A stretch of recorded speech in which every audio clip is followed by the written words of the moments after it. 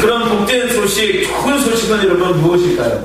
그것은 바로 하나님께서 인간의 구원을 위해서 예수 그리스도를 통해서 주신 기쁨의 소식을 복음이라고 하는 것입니다. 그래서 여러분, 우리가 늘 복음 그러는데 복음의 핵심이 무엇일까요? 아니면 그 복음의 복음은 누구일까요? 라고 하는 물음이 더 맞을 것 같습니다. 복음은 누구일까요? 그건 바로 예수 그리스도이십니다. 할렐루야. 한 중국 선교사의 중국 신사가 선교사에게 묻기를, 당신은 왜 그리스도에 대한 설교만 하십니까? 라고 물었습니다. 그러니까 선교사는 이런 질문으로 대답을 대신했다고 합니다. 선생님은 아침 식사로 무엇을 드셨습니까? 그럼 뭘 드셨나요? 밥을 먹었죠, 그죠? 밥을 먹었죠. 점심에는 무엇을 드셨나요? 라고 물으니까 밥을 먹었죠. 저녁에는 무엇을 드셨나요? 그러니까 밥이죠. 그렇게 대답을 하는 것입니다. 그럼 날마다 당신은 왜 생명을 위해서 밥을 드십니까? 라고 물으니까 참 어리석은 대답이군요. 밥을 먹어야 살 수 있지 않습니까? 라고 대답을 하더랍니다.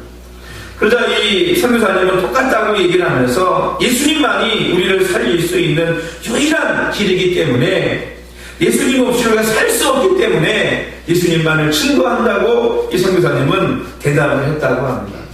여러분, 사도행전 4장 11절 말씀에 그런 말씀 있지 않습니까? 다른 이로서는 구원을 받을 수 없나니 천하 사람 중에 구원을 받을 만한 다른 이름을 우리에게 주신 일이 없음이라 라고 말씀하고 있습니다. 여러분, 예수님만이 유일한 복음이고 구원자이시고 우리에게 말씀해 주시는 구원의 길인 줄로 믿으시기를 주의 이름으로 축원합니다. 그럼 여러분, 예수님만이 왜 유일한 구원의 길이겠습니까?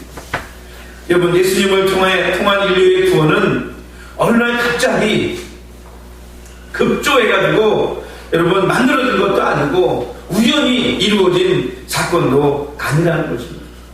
하나님의 철저한 계획과 섭리 가운데 예정하시고 성취하신 사건이 바로 예수 그리스도를 통한 구원의 사건이라는 것입니다. 여러분, 창세기 3장 15절을 원시복음이라고 합니다. 이 복음의 사건, 예수님을 통한 구원의 사건이 성경의 최초로 창세기에 비춰지는데, 그게 바로 뭐냐면 창세기 3장 15절에 나오는 복음을 그래서 원시복음이라고 합니다. 아담과 하와가 선악과를 따먹고 아담과 하와와 뱀이 그 죄로 말미암아서 저주를 받게 되는 내용이 나옵니다. 하나님께서 뱀을 저주하시면서 그때 뱀에게 하신 말씀 가운데 15절 말씀에 이런 말씀이 있습니다. 내가 너로 여자와 원수가 되게 하고 내 후손도 여자의 후손과 원수가 되게 하리니 여자의 후손은 내 머리를 상하게 할 것이요 너는 그의 발꿈치를 상하게 할 것이니라 하시고, 이렇게 말씀하고 있거든요. 여러분, 보통 후손을 얘기할 때 남자의 이름을 땁니까? 여자의 이름을 땁니까? 남편의 이름을 따서 누구의 우선 몇 대 우선 얘기해요? 여자를 통해서 몇 대 우선을 얘기합니까? 누구 통해 얘기하죠? 여성이 아니고 남자를 통해서 얘기하죠. 그래서 누구는 저 같은 경우도 풍현주 씨 누구의 몇 대 선 이렇게 얘기를 하잖아요. 그죠? 근데 성경은 누구라고 얘기하냐면 남자의 후손이 아니고 여자의 후손과 원수가 되게 한다는 거예요. 그리고 그 여자의 후손이 뱀의 머리를 상하게 할 것이고 뱀은 여자의 후손의 발꿈치를 상하게 한다고 그렇게 말씀하고 있습니다. 성경에서 여자의 후손이라고 기록될 수 있는 분은 누구밖에 없느냐면 바로 예수님밖에 없습니다. 성령으로 동정녀 마리아에게 가졌잖아요. 동정녀라는 뜻은 뭐냐면 남자를 알지 못하는 여자를 동정녀라고 하는 것입니다. 그러니까 남자를 알지 못하는 동정녀인 마리아를 통해서 예수님께서 이 땅에 오셨습니다. 발꿈치를 상하게 한다는 것은 예수님이 십자가에서 죽으심으로 말미암아 그 사건을 갖다가 발꿈치를 놓았다고 표현하고요. 여자의 후손은 뱀의 머리를 상하게 한다는 것은 뭐냐면 예수님께서 사망 권세를 깨뜨리시고 부활하심으로 말미암아서 승리하신 사건을 뱀의 머리를 깨뜨려서 그 권세를 박살내버린 것을 말씀해주고 있는 것입니다. 그래서 예수님을 통한 복음은 창세기 3장의 원시복음부터 시작해가지고 구약의 많은 선지자들과 율법을 통해서 미리 약속하시고 말씀하신 사건이라는 것입니다. 여러분 2절을 다 같이 한번 우리 읽겠습니다. 2절 말씀. 2절 말씀 들으세요. 시작. 이 복음은 하나님이 선지자들을 통하여 그의 아들에 관하여 성경에 미리 약속하신 것이다. 구약 성경의 예수님에 대한 예언과 약속으로 여러분 넘쳐나지만 구약 성경이 오늘 본문의 말씀에서 말씀하고 있는 두 가지를 통해서 여러분 증명해 보고자 합니다. 첫 번째는 뭐냐면 예수님은 다윗의 혈통으로 나셨다는 거예요. 우리 3절 말씀부터 다 같이 읽어볼까요? 3절 말씀 시작. 그의 아들에 관하여 말하면 육신으로는 다윗의 혈통에서 나셨고, 예수님의 육신의 부모님은 여러분 요셉과 마리아입니다. 그죠? 예수님의 육신의 부모님이 요셉과 마리아인데 요셉과 마리아가 약혼하고 동거하기 전에 성령으로 마리아가 잉태하게 되었습니다. 그래서 예수님은 사실 육신으로는 요셉과는 관계가 없습니다. 그죠? 마리아하고 관계가 사실 있죠. 단지 마리아의 요셉의 육신의 아버지로서의 대만 이었을 뿐이죠. 그래서 마리아를 통해서 이 땅에 태어나셨습니다. 그래서 여자의 후손이라고 성경이 기록을 하고 있는 것이거든요. 여러분 하나님은 참 어떤 분이냐, 천미하신 분인 것 같습니다. 여러분 요셉과 마리아의 족보를 이렇게 타고 올라가다 보면 두 분이 다, 여러분 오늘 말씀을 보면 예수님은 다윗의 혈통으로 나갔다고 그러잖아요.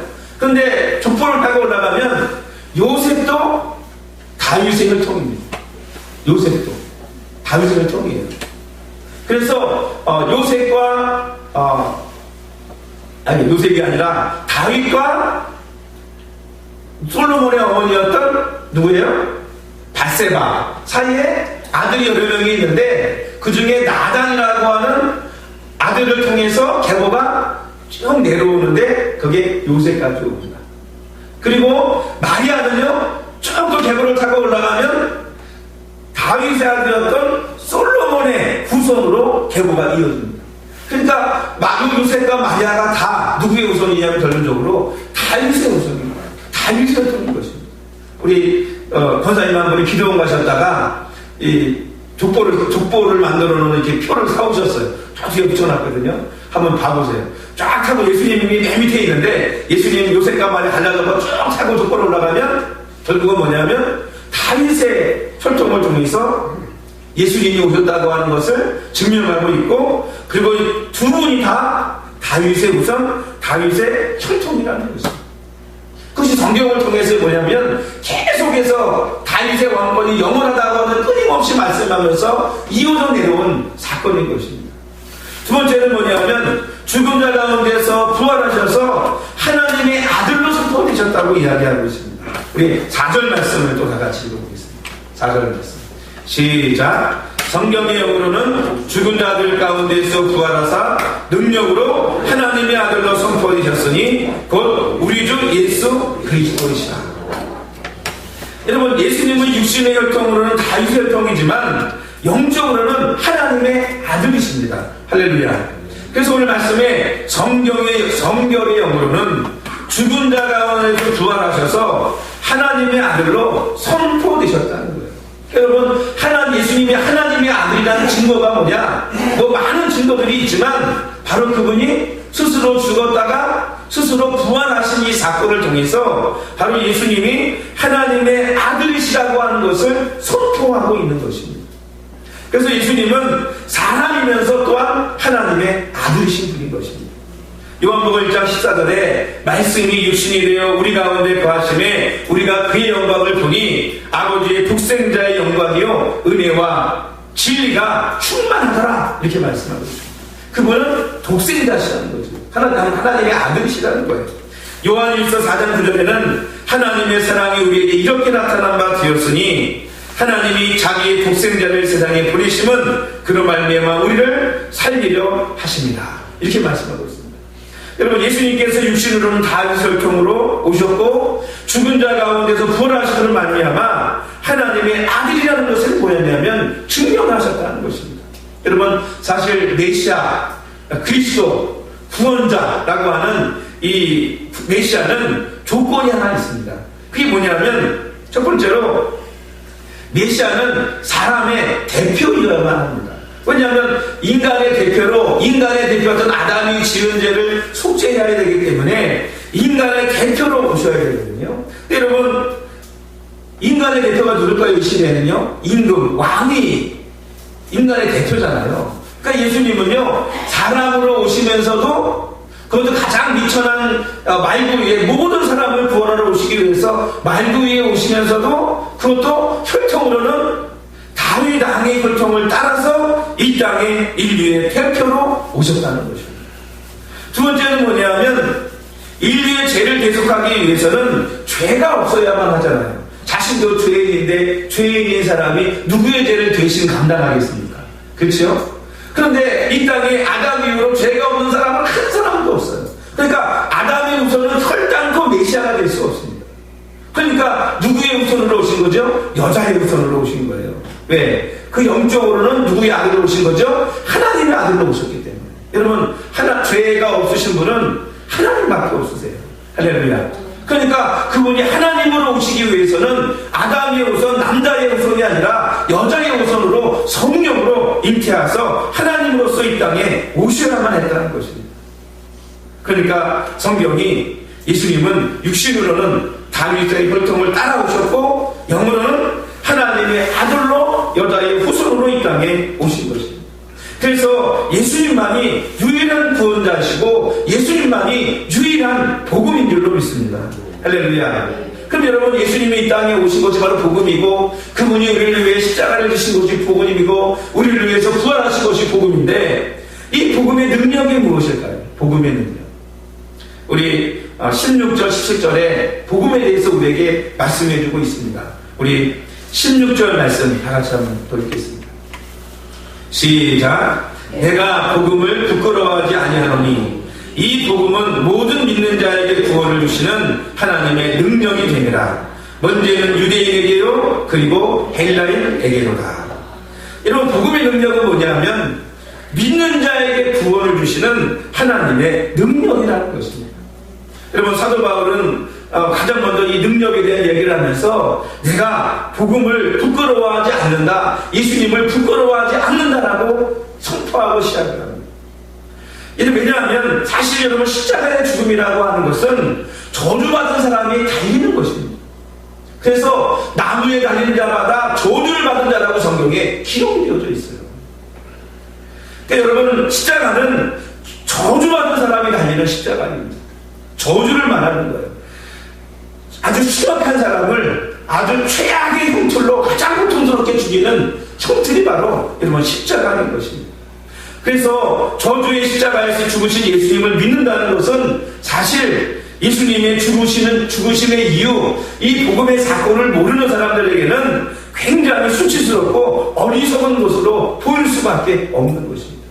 그래서 바울 사도도 처음에 예수 믿는 사람을 잡아다 죽이고 감옥에 가두고 한 이유가 뭐냐면, 아니 저들은 왜 성경에 저주받았다고 하는 사람을 십자가에 죽었으니까 저주받아 죽이는 거 아니겠어요? 그 사람을 믿고 부활했다고 그리고 말도 안 되는 이야기를 하냐고 생각했기 때문에 그것이 옳다고 생각을 하고 예수 믿는 사람들을 잡아가지고 죽인 것입니다.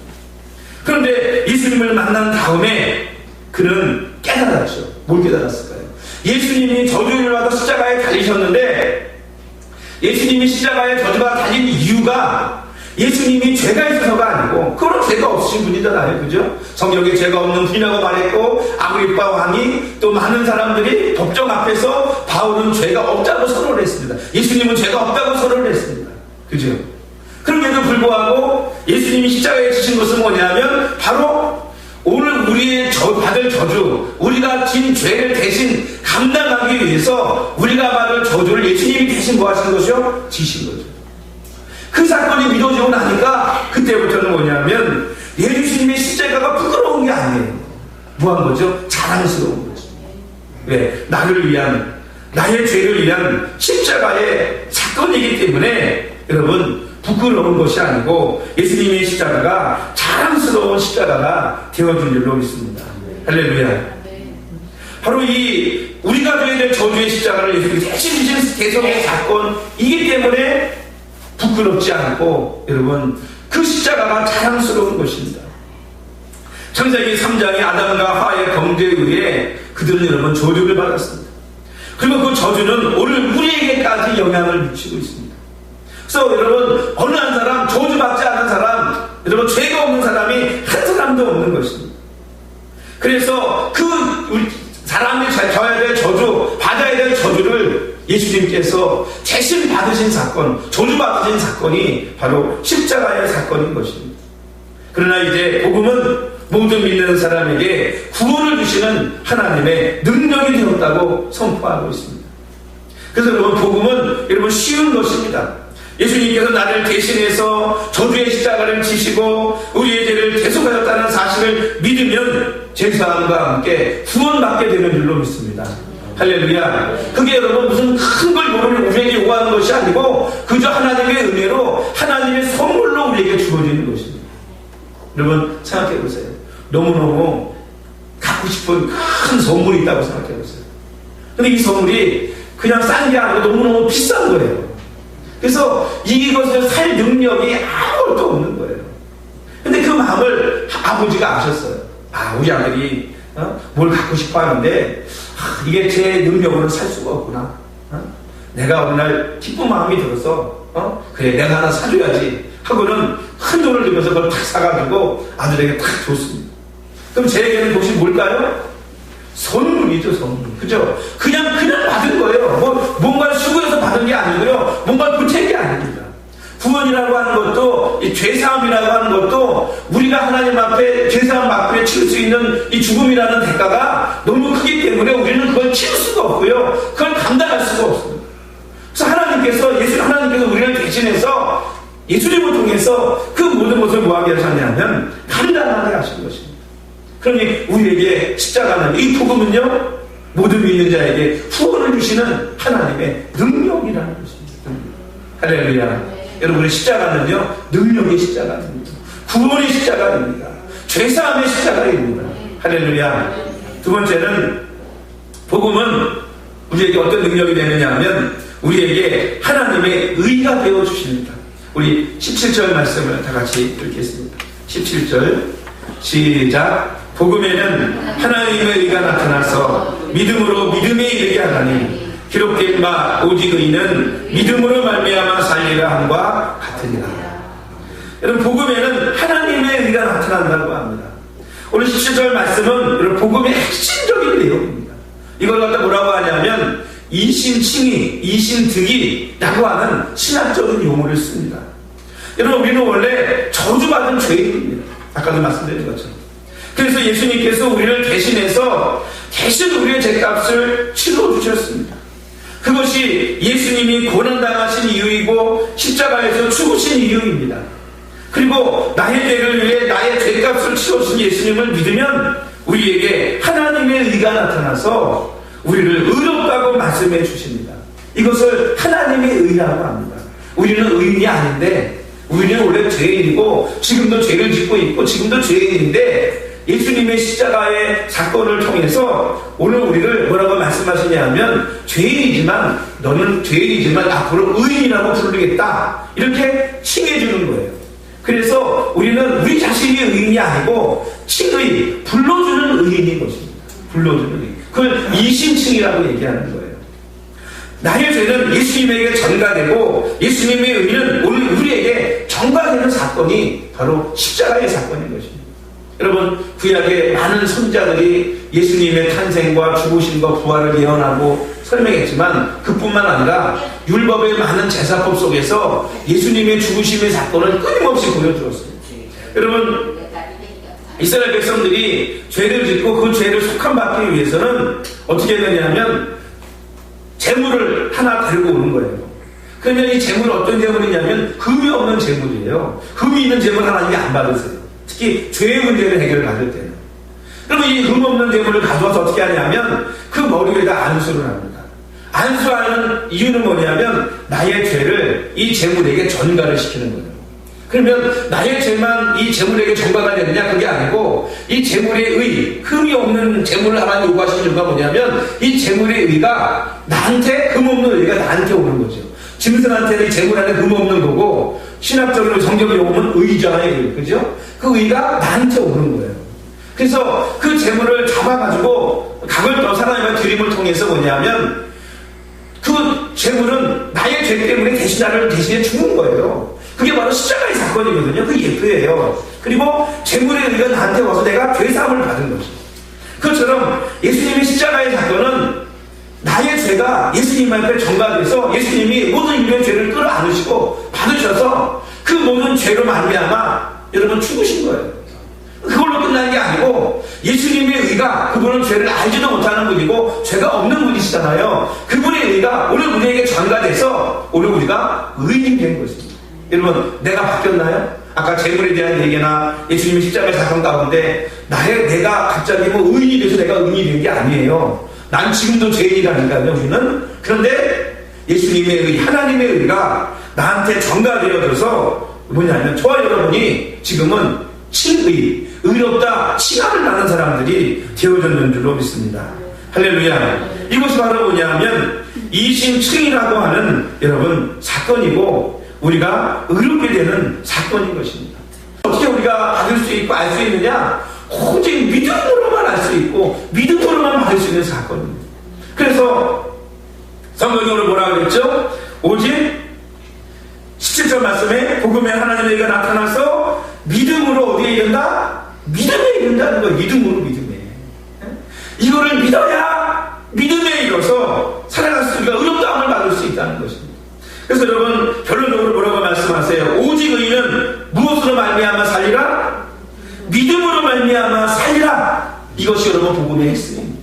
여러분 믿음으로 사는 거예요. 할렐루야. 예수님을 믿음으로 사는 것입니다.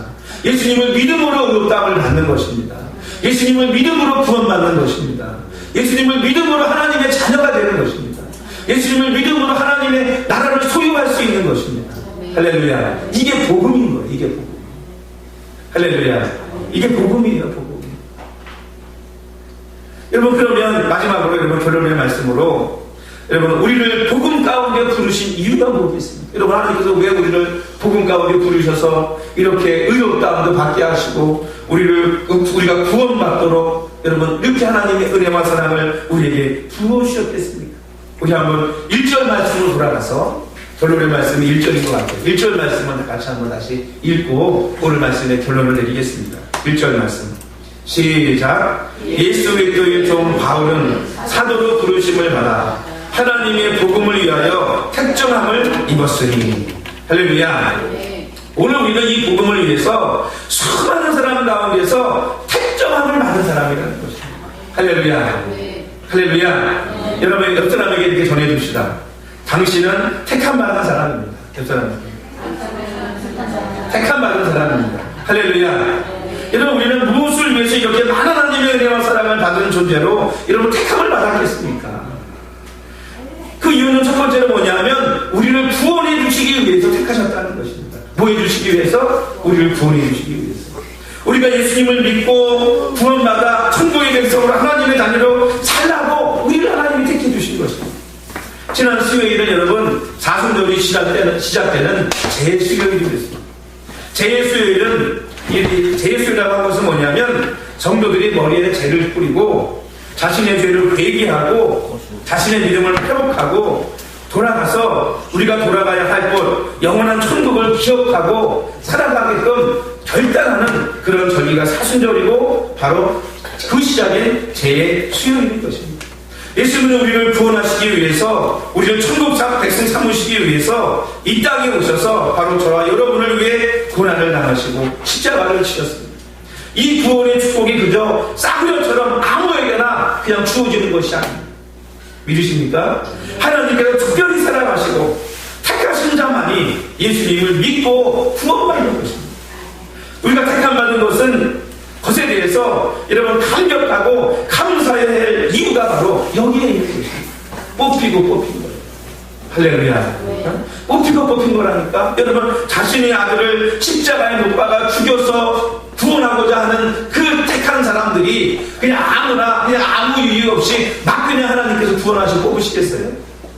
하나님께서 택하신 분이 바로 저와 여러분들 구원받은 하나님의 사람들인 줄로 믿습니다. 그럼 여러분은 예수님의 피로 구원받은 너무나 소중한 존재입니다. 그래서 한 영혼이 무엇보다 귀하다? 천하보다도 귀하다. 왜? 예수님의 피값으로 구원받은 사람들입니다. 할렐루야. 예수님의 피값이에요.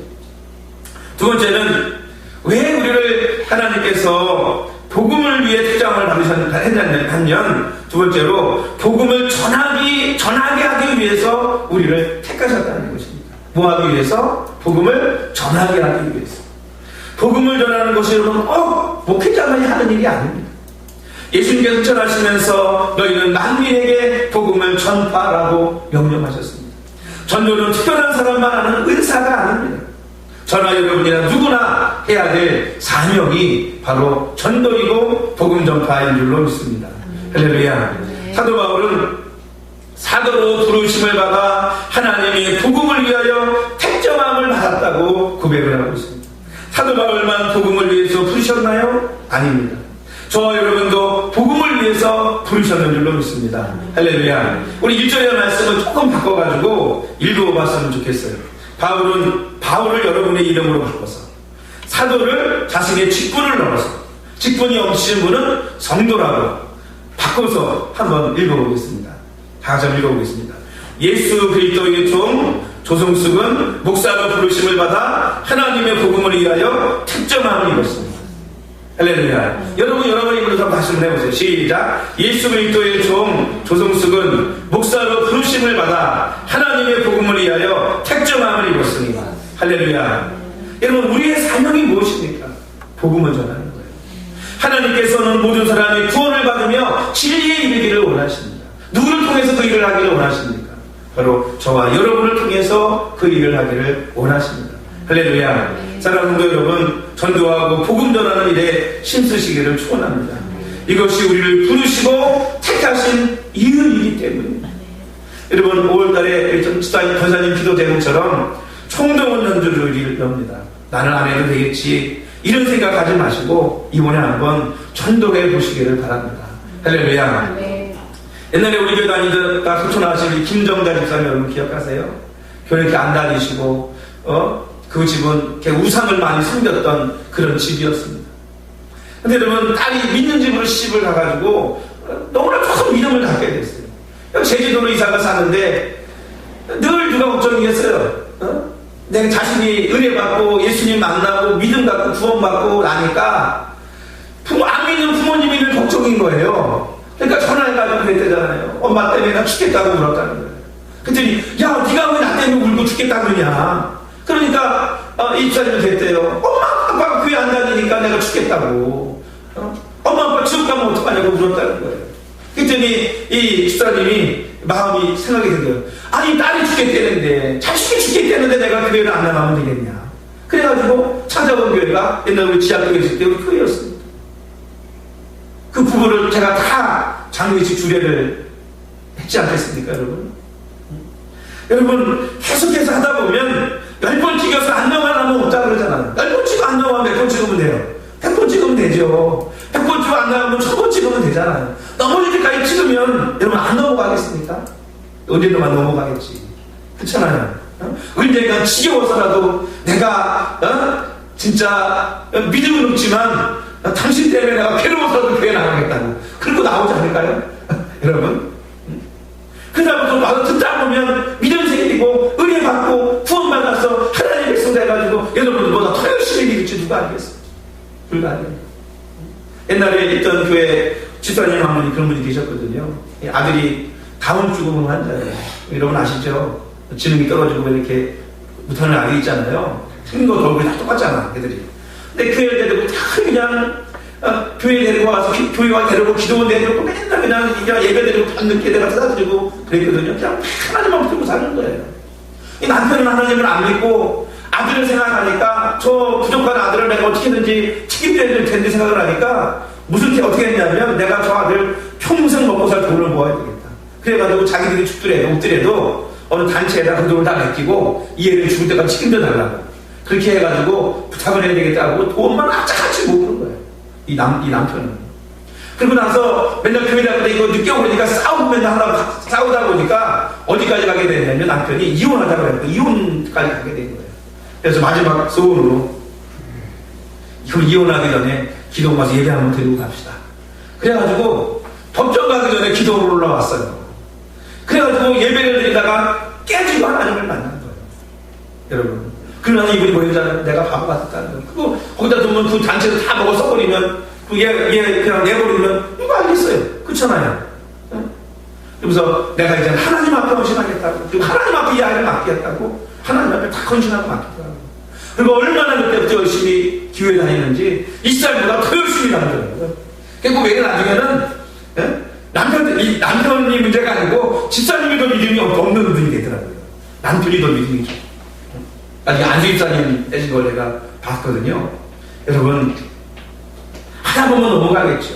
그리고 예수 믿고 나면 그때가 하나님 만나고 나면 여러분 고맙다 그러지 않을까요?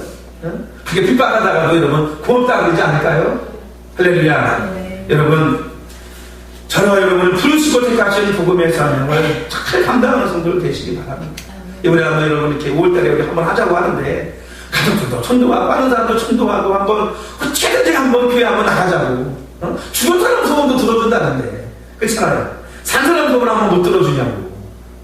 여러분 어찌게든 간에 한 번이라고 들어야 믿음이 생기잖아요. 들으면 믿으면서 난다고. 여러분 주의 돈으로 끌고 나올 수 있는 전도할 수 있는 사명 감당하는 여러분들 되시기를 주의 이름으로 축복합니다. 우리 기도하십니다. 아버지 하나님 오늘 귀한 말씀을 통해서 복음에 대해서 다시 돌아보고 우리의 믿음과 은혜 또 사명 다시 한번 깨달을 수 있도록 인도해 주시고 축복해 주시는 하나님 아버지 감사합니다. 우리가 이 복음에 대해서 확실한 믿음과 은혜를 갖게 하시고 또 이 복음을 전하는 일에 여러분 우리가 소홀하지 아니하도록 주님께서 은혜와 축복으로 허락하여 주시옵소서. 예수님의 이름으로 기도 올리옵나이다. 아멘.